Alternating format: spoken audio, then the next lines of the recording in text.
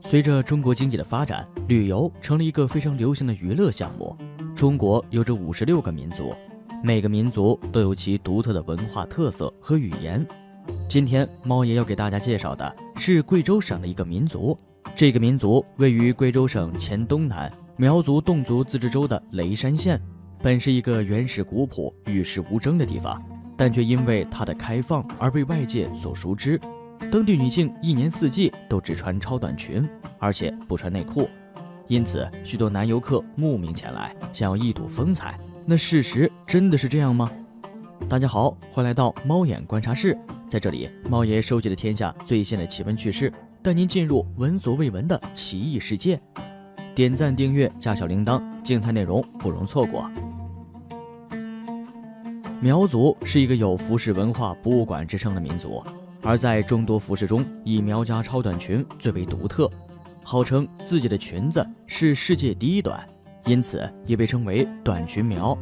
而短裙苗大多聚集在贵州省黔东南州雷山县大塘镇的新桥苗寨，这是一个非常古老的寨子，境内奇峰怪石，林海苍茫，沟壑纵横，风光秀丽，自然资源丰富。因为这里生活着身着短裙的苗族，因此被称为性感超短裙苗之乡。因为常年处于深山包围中，新桥苗寨得以保存最原始的风俗与文化。寨子内至今保留着唐代的头饰、宋代的建筑以及明清时期的服饰，这些文化在苗族人的精心保留与融合下，形成了独具一格的风格。在寨子大门上方便可以看到醒目的6个大字：短裙苗第一村。进入村寨第一眼便能感受到此名称并不是白来的。村子内一个个身穿鲜艳短裙的苗族姑娘来来往往，向外来游客施以明媚的笑容表示欢迎，而很多游客也被姑娘们靓丽的容貌和服饰所吸引，这或许就是短裙苗的魅力了。短裙苗族又称锦鸡苗族，是中华3族之一的后代，生活在贵州境内，民风十分淳朴，当地人们十分团结也热情，与大自然融合得很恰当。而在这个短裙苗族文化中，最有特色的就是锦鸡舞和百褶裙了。传说他们的祖先一开始只有水牛、谷种和芦笙3种东西，后来外出碰到了一只锦鸡，他把锦囊包丢在一旁，就长出了小米，救了他的命。因此当地祖先为了表达感激，将自己装扮成锦鸡的样子跳舞，锦鸡舞也由此诞生。回归正题，其实短裙文化流入中国的时间并不算久，但是这个苗子却在500年前就在穿了。他们时尚又古老，600年来一直在延续着传统而又时尚的短裙。超短裙是搭上你的苗寨姑娘美丽的象征之一。无论春夏秋冬，她们都穿着这种5寸超短裙，用青布折叠做成，平时只穿1-2条，节日盛装时则穿3-4条。上衣身着绣花衣，下身则穿着超短裙，腰上还系着宽5寸、长6-7尺的花彩带。也因为这样的打扮，被游客们评为全国最性感的苗寨之乡。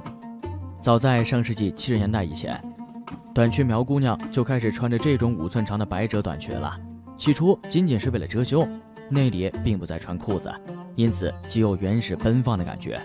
春光偶尔外露，美丽潇洒，勾人魂魄。外出和下地干活的时候，前边系上一条下摆全当遮蔽。在上山时，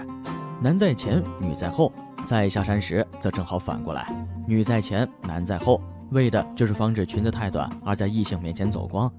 而随着社会的进步，新桥苗寨的服饰也在变化。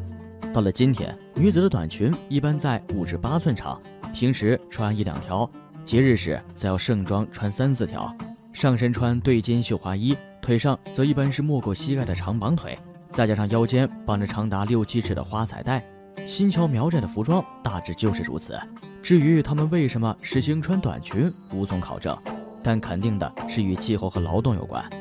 据说因为过去寨子里养的畜生很多，地面也没有硬化，这里气候潮湿多雨，穿裤子会把裤脚弄得很脏。另外苗寨山高林密，穿短裙便也劳作，这可能就是逐渐演化成穿短裙的原因。当地流传的一首顺口溜说：过去我们穿长裙，即使沾来家，弄脏了锅饭，雷公打我爸。从这个顺口溜中可以佐证穿短裙是与卫生有关。还有一种说法，在短裙苗寨有这么一种习俗：农忙季节，女孩们为鼓励男人们多干活、快干活、干好活，她们往往站在男人们干活的前方。男人们一旦弯腰干活，女孩子那若隐若现的春光就出现在男人们的视线中，使男人们的力量大增，干活的效率也更高，有种性暗示或者性激励的含义在里面。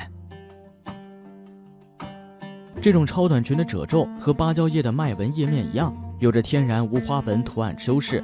制作超短裙的工序也非常复杂，妇女们在穿这种裙子时，一般要裹上10层左右。若是把裙子展开来的话，一般都有3米长，最多可达20多层，可达6至7米左右。由于层数较多，所以后部裙角翘得高高的，而当地苗族人认为后裙角翘得越高就越美，这就与孔雀开屏有异曲同工之妙，让人觉得越看越美。当女孩们穿着超短裙时，时常会得到来自男性的称赞，心里自然也是美美的。久而久之，穿超短裙就得以言传成为了一种习惯，甚至穿出了他们自身独特的服饰文化。为了制作这种细密褶皱的短裙，苗族妇女们费尽了功夫。首先用牛皮炖出的胶液为已经染好的裙布上胶，再用茯苓制成的浆液反复上胶，最后才能有又厚又硬的效果。穿着这样的裙子劳作，不仅荆棘难以划破，就是雨水滴在上面也不会浸湿。除了独特的服饰，这里的建筑风格也处处体现了苗家人的智慧。卢荣公路从寨前驶过，顺着路边的小径拾级而上，忽然间豁然开朗，一座充满古老气息的苗寨就出现在眼前。清一色的吊脚楼定会让人兴奋不已。这里号称9山半水半分田，含有平地，森林资源却很丰富。苗族人就地取材，依靠山岩建造了栏杆式结构的2层木屋，上层住人，下层喂养牲畜，兼作仓库。一栋栋吊脚楼依山而建，层层叠叠，错落有致，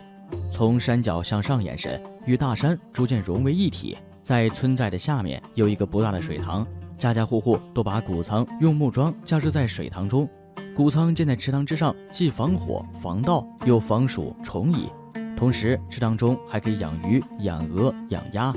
立体空间充分利用，一举多得。粮仓高3.5米至4米，面积10至25平方米不等，储粮可达2500公斤，由4根或6根仓柱制成，仓底距离水面约1米，屋顶用青瓦加盖。新桥苗寨共建有69座水上粮仓，全部粮仓可容纳上百吨粮食。谷仓建在下面的水面上还有一个好处，就是防火防盗，家家户户都能从上到下方便地看到谷仓的情形，一旦发生火灾或盗窃能第一时间发现。而且每逢苗年或谷藏节等重大传统节日，村民们会不约而同地在水上粮仓开展祭祖庆丰收活动，同时村寨内会表演独特的民族舞蹈。这些身穿短裙的苗族姑娘头戴华丽的银饰，身材妖娆，翩翩起舞，让游客们流连忘返。现如今，新桥苗寨依旧是一个世外桃源般的地方，风景秀丽，安静闲逸。如果视频中的各位看官有闲暇时间，猫爷觉得这里也不失为一日观光的好去处。